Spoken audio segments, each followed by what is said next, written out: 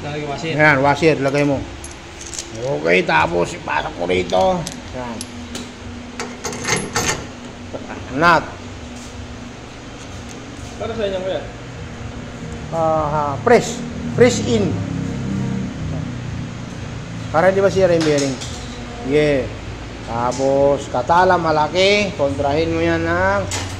Ayan o. Higpitan mo ng katala hanggang sa bumaon yung... yung malaking katala. Yun o.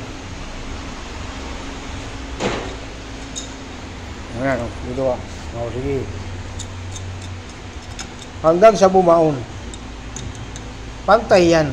Hindi mo na kailangan pukpukin.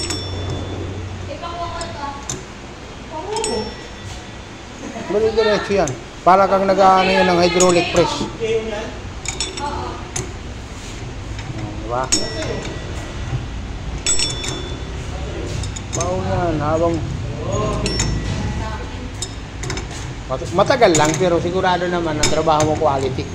Kahit singilin mo yan.